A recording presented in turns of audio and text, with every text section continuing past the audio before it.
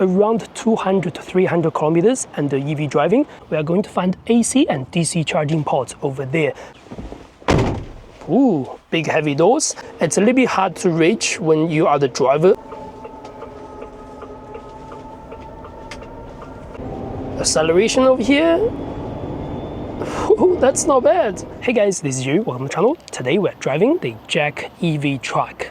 I'll be honest with you, I'm not a truck person, so I have very limited knowledge on how truck works, how everything should be from a diesel truck, from any other brand. But today I'll be able to show you my first impression about the JAC EV Truck, which is available in the New Zealand market. If you're looking to purchase one, contact JAC Motors or simply scan this QR code to know a little bit more about the JAC Motors. Anyway, from the exterior, the JAC EV Truck is available in 3 dimensions or 3 wheelbases. This is considered to be the short wheelbase. You can drive this on a car license since the GVM is under 6 tons on this vehicle. So the wheelbase ranges from 3.3 meters to 3.8 meters all the way to 4.4 meters long. And the GVM on this particular truck we're driving today is under 6 tons, so you can drive on car license. But if you're looking for a bigger load, you are able to get it up to 9 tons on the large wheelbase. Anyway, from the back, it's just a flat deck available on this truck, but you are able to do different fitment, different other things. The cool thing about this is it's a pure electric, and there's not many of them on the market, if there's any on the market, to be fair. This EV truck is powered by a 107 kWh battery that's provided by CATL, one of the largest battery company on the planet. The battery technology on this is lithium phosphate battery technology. You're able to get around 200 to 300 kilometers under EV driving, depends on your load, depends on the specification you're choosing. There are 2 different motors available. This one is single motor, 130 kilowatts of peak power and 1,200 Newton meters of torque at peak. It's got a crazy amount of torque at peak power, as this vehicle is a lot different from any other vehicle you'll be driving on the road. It's 17-inch at the front, and let me look at the back. It is 17-inch wheel as well. Obviously steel wheels with all the covers and things like that. There is 1 spare just at the back. Tail lights available. There is reverse camera somewhere just over there. There's also 4 parking sensors at the back. That's all standard, which is pretty cool for a long truck like this. Again, this is only the short wheelbase. On this side, we are going to find the master switch. I can't remember the exact name. That means turn twist to turn everything off if you need to. On the top, we are going to find AC and DC charging ports over there. So this vehicle supports AC and DC charging. AC, I think it's up to 7 kilowatts or so. DC is up to about close to 100 kilowatts on the peak power. That means you can charge this truck within 48 minutes from 20% to 80% on the fast charging machines.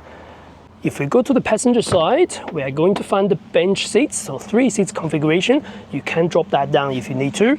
We are also going to find the windscreen fluid cover over here, so you actually add your fluid on the side, which is quite cool. Step handles are pretty easy. At the front, being a white color, being a truck, it looks generic and there's nothing special about it. Big headlights, there's also daytime running lights, and there's also auto headlights as well. That's going to be quite good. Big JAC logo. This is blue logo, by the way. I'm not sure if the blue logo is available on all trucks or just simply on the pure EV version. So yeah, that's the truck overall for the exterior. As I said, I'm not an expert on truck vehicles, and the largest vehicle I've ever driven is something like a Volkswagen Crafter. It's nothing like this, I'll be honest with you. Now let's get inside the doors. Door handles feel solid. There's central locking available through your keys, by the way. And the seats, 3 seats configuration. The standard seats will have actually leather finish, vegan leather, but this has optional sort of heavy duty seat cover on it, manual adjustments for the back, and there is a little bit sliding for the base as well. Let's step inside. So foot on there, handlebar on the top, and another hand on the steering. You are in. Ooh, big heavy doors. Obviously the quality is going to be plastic around the doors or on the trim. They are going to be heavy duty, stuff like that. ashtrays over here, which is crazy. Consider this is a 2024-2025 vehicle. Anyway, in terms of steering, very chunky steering. The location and all things is nothing like a van or a car. This is more of a truck steering. It sits right up on the top. You get a tunnel in between. That means your brake and your accelerator are actually quite close. Your brake is literally here, not like some other vehicles or standard cars. Your brake is right in the center. But I guess this is standard for the truck. Let's start the vehicle up. So no keyless entry, no keyless start. You just have a standard key. Put your foot down. Half on, and then all the way down. Just like that. Ready means the vehicle is all good to go. The engine or the motor, to be fair, is on. So in front of us, on the right, that's a speedo. That's your charge, state of charge, by the way. There is some display panel over here. Then on the left, that's your speedo, plus your temperature for the water tank and things like that. You've got AC control over here. Let's quickly switch on the AC. Today is really hot, 25 degrees to be exact outside. And there are some direct buttons over here for your heated wind mirror. It's got heated wind mirror, that's really cool. Hill assist over here. Eco driving on the left and charging port on the left. You also got headlight adjustments over here. Behind the steering, we get windscreen wiper controls. I believe this is manual windscreen wiper, that's correct. Auto lights on the left, or indicator on the left, more like a European style. On these steering functions, you got source, volume control, phone calls and things like that. And on the left, that's your standard cruise control. There's no adaptive cruise control, by the way. In terms of center console, air conditioning buttons over here, these are pretty easy to control. Some storage on the top, hazard light, cigarette lighter. It's actually a proper cigarette lighter, I suppose. Some buttons for your safety drivings of your pre-collision warning, emergency braking, and also lane departure warning, plus the electronic stability control. Cup holders over here, that's nice. A 8-inch touchscreen over there. It's relatively easy to use. Functions, just local AM and FM. Navigation, I don't think there's any navigation. Apps, just again, Bluetooth. Bluetooth is available, AUX is available, USB is also available. It's a little bit hard to reach when you are the driver on the vehicle, but you are getting these direct buttons on your steering to control those things if you need. Now, the most important part, the driving. So when you start the vehicle, it's standard on neutral, or when you park the vehicle, it's standard on neutral. So when you want to go, you want to hold the brake, twist it to drive, or reverse using the switch. Unlike any other traditional diesel truck, I suppose, you don't get the manual lever anymore. This is the handbrake, this is the auto hold. Underneath, we are going to get two USB chargings, 5 volts and 2.4 amps. Another storage over here. Another storage switch over there. I believe that's just another switch. You can drop the center armrest or storage over here if you need to. Otherwise, just push it back up. You're gonna get the 3 bench seats. There is some storage at the back. There is also additional storage on the top, plus your cargo net on the top. These also have one of the largest windscreen visor available that extends all the way out, and that's really cool. So that's the interior. There is a sensor over there. That's basically your safety driving sensors. So again, the pre-collision warning and the lane departure warning is available.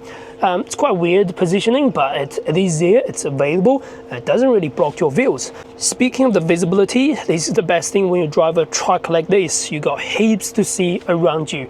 First thing, on your right, you got big wind mirror on the top, small wind mirror, just close to your doors and everything. And then rear windscreen is large, but the rear mirror is quite small, but you can see most of that at the back. There is a bonnet or view to the left, just so you can see what's in front of you. That's good for safeties. Large wind mirrors on the left. There's a big one on the top, again, see the further end, and a small one underneath. That's gonna see your doors again. In case you can't see anything close to your doors, there's another wind mirror over here, so it's gonna see what's just by your door again. That's just extra safety for you and for the people around you around this vehicle.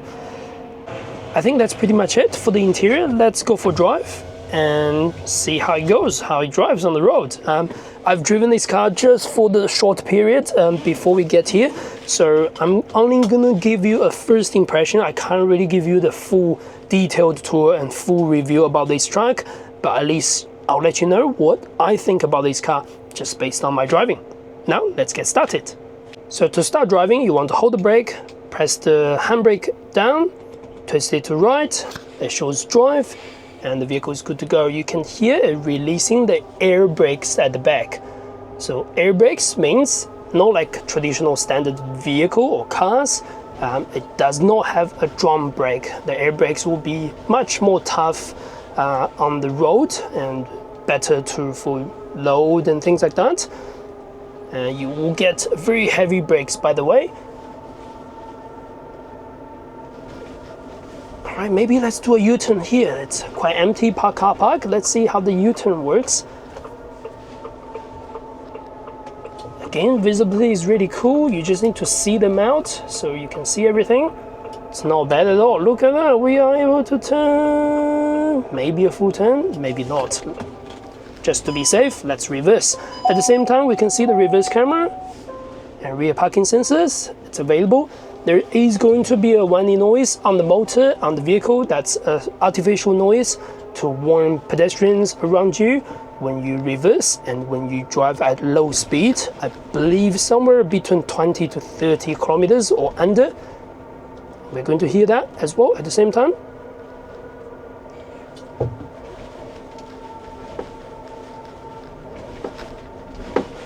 Again, going through the specs again, 107 kWh battery for the battery capacity.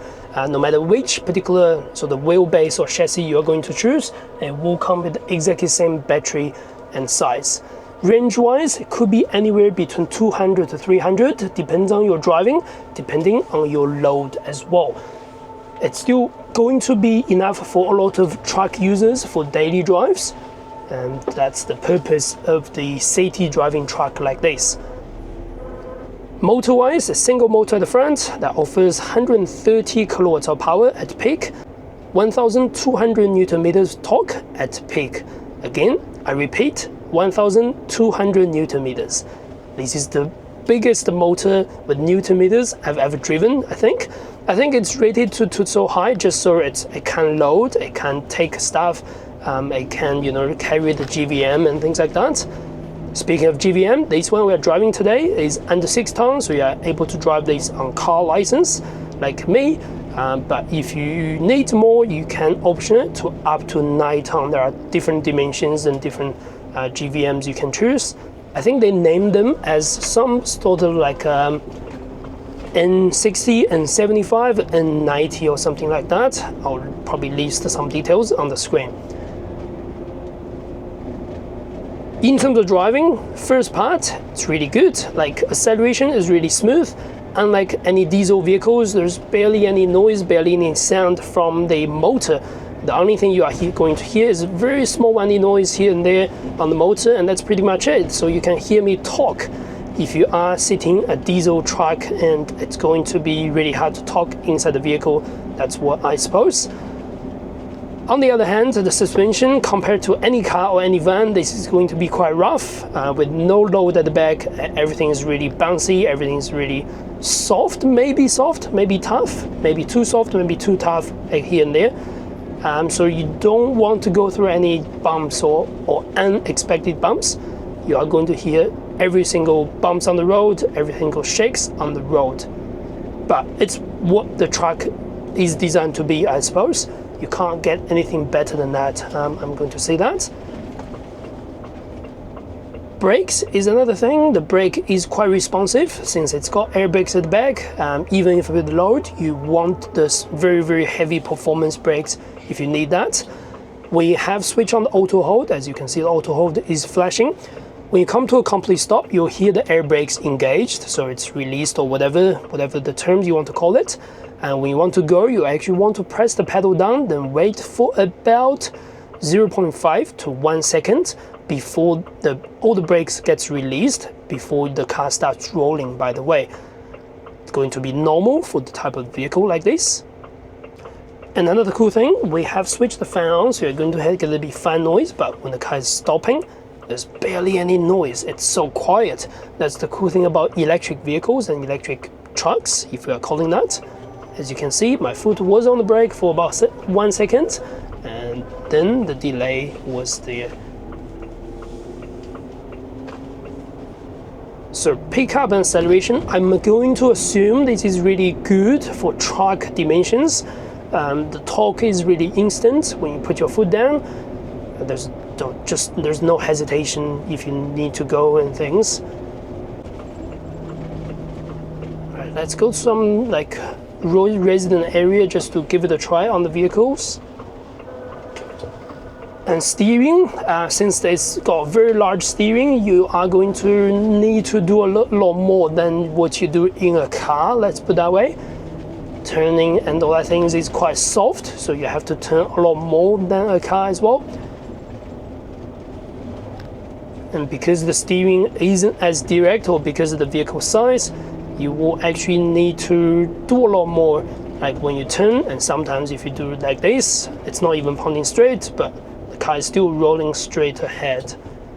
That's the thing about this sort of vehicle when you drive. But after that, acceleration, whoa, that's not bad at all. That's pretty easy to drive. There is a power gauge on the left that you can see the full power. It doesn't really go like full 100%, or I did not go full 100%. That's just, that's pretty good, very smooth in terms of response, in terms of acceleration.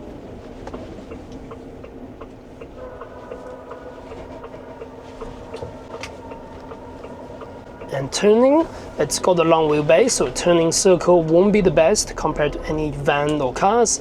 It's still pretty accessible as you are so close to the front wheel arch, and you can feel the vehicle is okay in terms of turning circles. Indicate, sorry about that. I'm getting really too busy on this truck and to try all the things.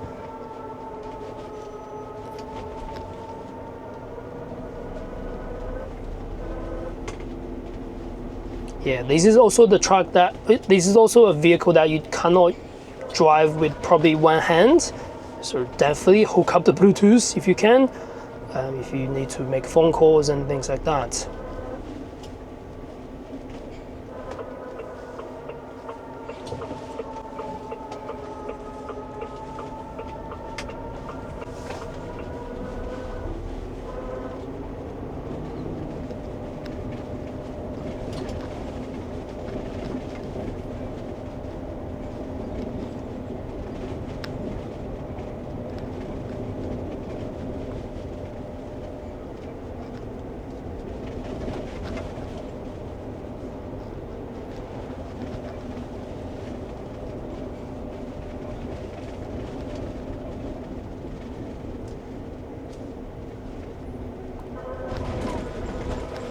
I'm definitely getting used to the truck right now after driving for some more minutes. I can definitely feel that it's a very cool machine to handle actually. You get used to it, majority of the things. Foot down the brake, auto hold, and seconds, just like that. There's a little bit of hesitation as I explained. Otherwise, if you do not want to use the auto hold, you can let the car roll, but it's not going to be safe, of course. So auto hold is on again. I'm not even sure if other trucks are available with auto hold, but it's really good to have all these electronics. So it's holding that for you. You're not going to roll backwards when you are waiting for giveaways and things like that. The cool thing about this truck is when you go around corner and giveaway like this, since you're so high up, you're going to see everything on the left, everything on the right very easily. Visibility is definitely not an issue.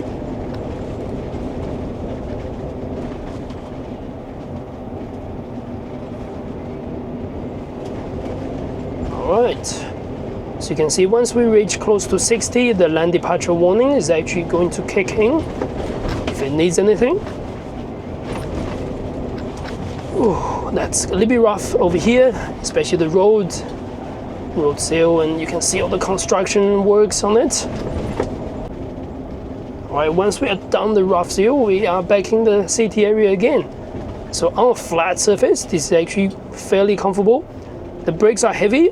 There we go. We are finally engaging the regenerative braking. So yeah, when the vehicle state of charge drops to less than 95%, we're actually getting some regenerative braking, and you can feel the vehicle is pulling us back once you release the accelerator.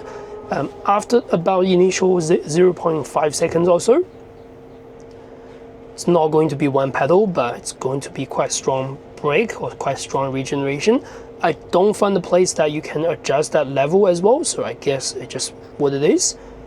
1, 2, so yeah, 1.5 seconds also delay on the accelerator once you put your foot down when it's engaged on auto hold.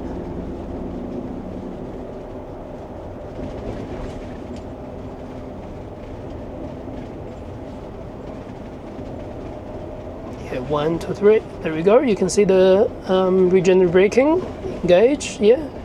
As soon as you lift your foot off the throttle, you can feel the regeneration. Some people may not like it. If you are used to a diesel truck, I'm pretty sure none of them will have that regeneration, but it is available on EVs, and well, it's no exception on this EV truck. Alright, next part, let's drive this on the motorway just to see how the motorway works and treats us. I don't know how it's going to perform, but let's give it a try anyway.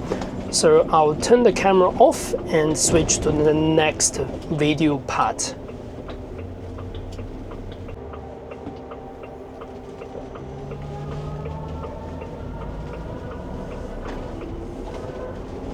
Alright, now we're heading to motorway. Let's give it a try to see how it's like on the motorway driving. Acceleration over here. Ooh, that's not bad. Look at that. It's really smooth and just goes easily. So the speed limit of this is obviously going to be 90 kilometers per hour, so I'm not going to go over that. And we're getting into traffic for some reason on mid-Friday. Anyway, acceleration is pretty smooth. That's pretty good. And yeah, that's a good thing about electric vehicles. You're not going to need, you're not going to be shy of any power in any sort of ways. In terms of noise, there's quite a bit of wind noise if you're driving on a high speed, which is fine, I guess, for the size of this vehicle. At the same time, the motor noise is very limited. You can definitely hear me talking, and I don't need to raise my voice if I need to talk with someone on the left. That's a good thing about EV versus diesel cars, I suppose. And let's accelerate out of this one. It's not bad at all, look at that. I'm not even going 100% on the pedal, on the power. It's just quite easy to maintain its speed overall. It still feels a little bit bouncy here and there on the road, but it's not terrible in any ways.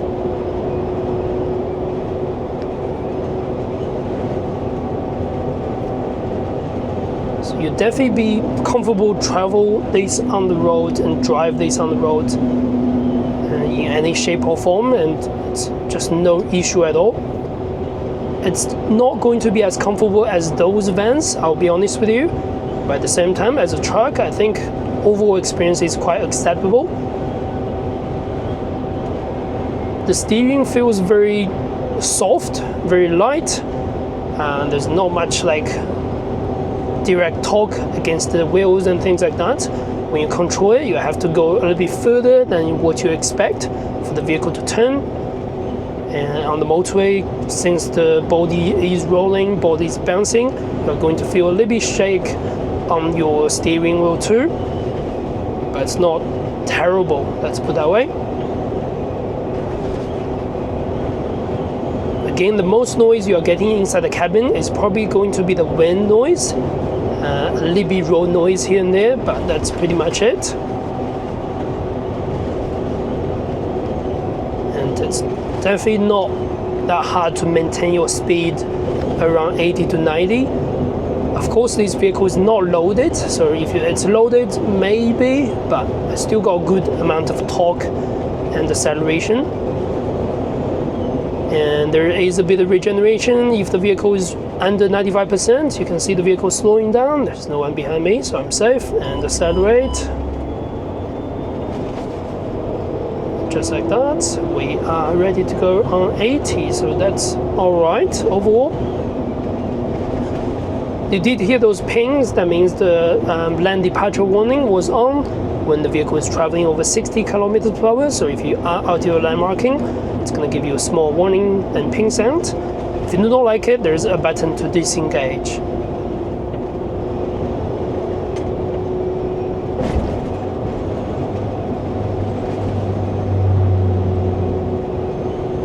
So that's the end of this video. I hope you enjoyed the content. If you do not forget to subscribe and like. That's the best way to support the channel. And that's it. Thanks for watching. See you next video.